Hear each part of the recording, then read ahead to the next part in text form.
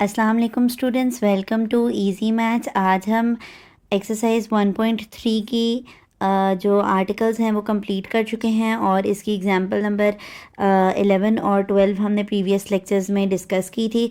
आज हमने इस एक्सरसाइज से रेलेवेंट 2 एग्जांपल्स डिस्कस करनी है। उसके बाद इंशाल्लाह हमारी एक्सरसाइज के क्वेश्चंस के ऊपर जो प्लेलिस्ट है वो स्टार्ट हो जाएगी। तो चलते हैं एक्सरसाइज एग्जांपल नंबर 13 के ऊपर, जिसमें उसने हमें कहा है Salim, Nadeem and Tanveer earned a profit of rupees 4,50,000 from a business.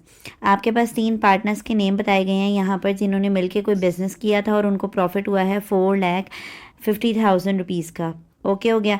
Next उन्होंने कहा है कि अगर उनकी जो बिज़नेस के अंदर इन्वेस्टमेंट थी, अगर उनकी इतने फ़ीसद थी, यानी जो फर्स्ट पर्सन है सलीम, उसने 4 रेशियो दिया था और नदीम ने अपना जो है वो 7% दिया था अपने इस बिज़नेस में, और तनवीर ने जो है वो 14% यानी 14% रेशियो कहते हैं फ़ीसद को, ठीक है। तो वो उतना अपना हिस्सा दिया है। तो बताएं कि हर इंसान का, हर पर्सन का कितना प्रॉफिट है। यानी कि उन्होंने हमें टोटल इन्वेस्टमेंट बता दिया है और हर बंदे का शेयर बता दिया है कि एक बंदे का 4% है, एक का 7% है और एक का 14% है। तो उन्होंने कहा है कि ये रेशियोज़ ऑफ शेयर हैं और ये आपके पास टोटल इन्वेस्टमेंट है। तो बताएं कि हर बंदे को कितना प्रॉफिट होगा बिज़नेस में। तो ये तो एक अंडरस्टूड सी बात है कि आपके पास जिस बंदे का ज़्यादा शेयर होगा उस बंदे की ऑटोमेटिकली ज़्यादा प्रॉफिट परसेंटेज, प्रॉफिट वैल्यू निकलेगी। इसी तरह जिसका कम होगा उसकी कम निकलेगी और जिसका दरमियाना होगा उसका दरमियाना प्रॉफिट निकलेगा। तो यहाँ पर जो फार्मूला इस्तेमाल होने वाला है वो आपको जो है वो इस बुक में नहीं मेंशन, लेकिन ये भी आप अपने छोटे ग्रेड्स में 8th या 7th में जो है वो फाइनेंशियल अर्थमेटिक के नाम से जो चैप्टर्स होते हैं उनमें ये सिखाया जाता है। तो आपके पास आप यहाँ पर लिख लें फार्मूला कि जो शेयर ऑफ अ पर्सन है, इसको यहाँ पे लिख लेते हैं हम, share divided by sum of ratios है। और इसको फाइनल में आपने, एक मिनट रुकें, यहाँ पर हम इस तरह से लिखती हूँ कि share divided by sum of ratios multiply by profit earned, ठीक है। तो ये जो फार्मूला है वो इस्तेमाल होगा। अब आगे जब आप सोल्यूशन देखेंगे तो आपको फार्मूला समझ आ जाएगा। तो आपके पास यहाँ पे लिखा गया है कि प्रॉफिट अर्न कितना है, 4,50,000 रुपीज़। रेशियोज़ हमें कितनी दी गई हैं, 4:7:14। और सम ऑफ रेशियोज़ हमने निकाले, यानी कि इन रेशियोज़ को प्लस करना है। ये जो वैल्यूज़ दी गई हैं ना, 4 + 7 + 14, तो हमारे पास टोटल रेशियोज़ कितनी निकलेंगी, 25 निकलेंगी।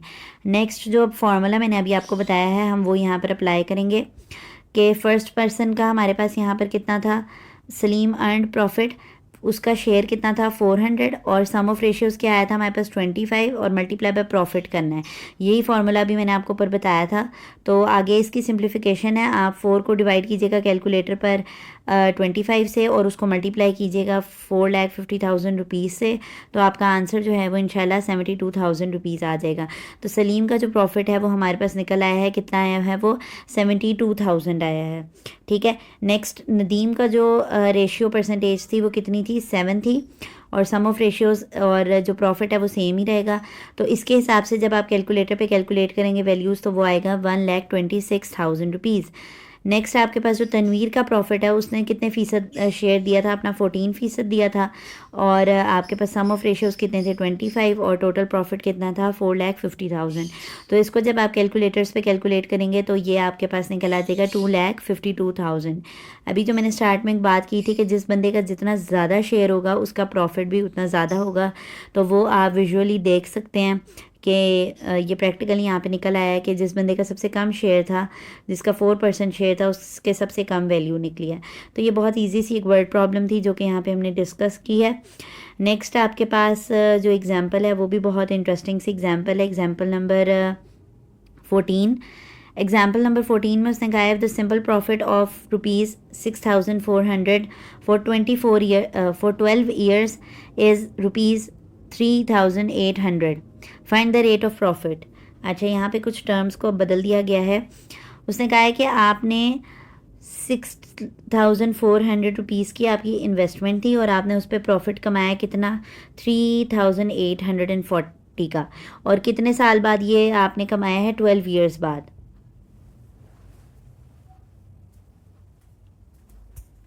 तो ये हमारे पास क्या आएगा इसमें, तो आपके पास 12 ईयर्स के बाद आपको कितना प्रॉफिट मिलेगा, ये हमने प्रॉफिट रेट फाइंड करना है, ठीक है। तो जब भी रेट का वर्ड आपके पास कहीं भी किसी भी साइंसेस में इस्तेमाल हो तो वो उसका मतलब होता है टाइम। तो रेट ऑफ प्रॉफिट आपने निकालना है कि आपको कितना परसेंट जो है वो रेट इस्तेमाल हुआ है प्रॉफिट के ऊपर।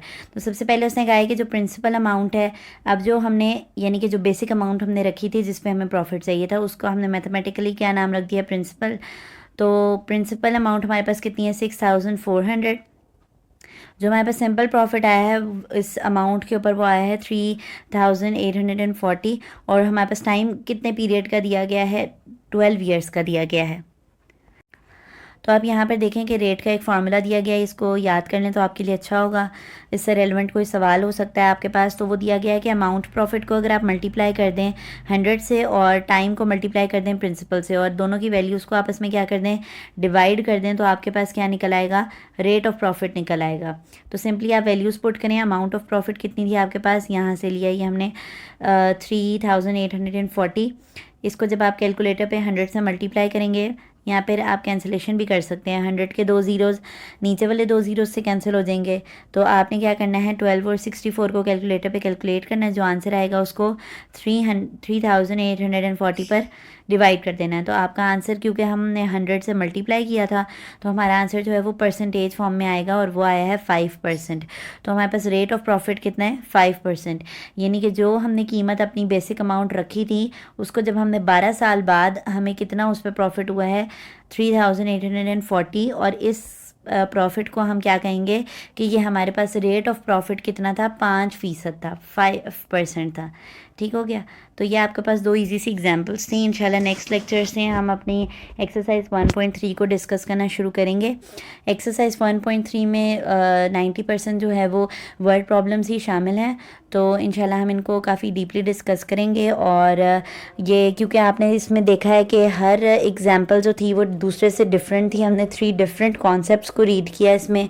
एक हमने सबसे पहले किया टाइम कन्वर्जन्स को, एक हमने रियल लाइफ प्रॉब्लम को सॉल्व किया था और प्रॉफिट और लॉस को किया है, और अब ये हमने प्रिंसिपल अमाउंट से रिलेटेड एक रेट का फार्मूला भी पढ़ा है। तो आप देख रहे हैं कि 5 to 6 टॉपिक्स कवर हुए हैं। तो इस एक्सरसाइज के अंदर भी 5 to 6 टॉपिक्स ही कवर हो रहे होंगे, तो उस चीज़ से आपने परेशान नहीं होना है। तो इंशाल्लाह ताला नेक्स्ट हमारी जो सीरीज़ होंगी वो इस एक्सरसाइज के ऊपर होगी। अगर आपको हमारा वे ऑफ टीचिंग ईजी लगता है तो हमारी वीडियोस को लाइक कर दिया करें और चैनल को सब्सक्राइब कर दें ताकि ऐसी आसान वीडियोस आप तक आती रहें। अल्लाह हाफ़िज़।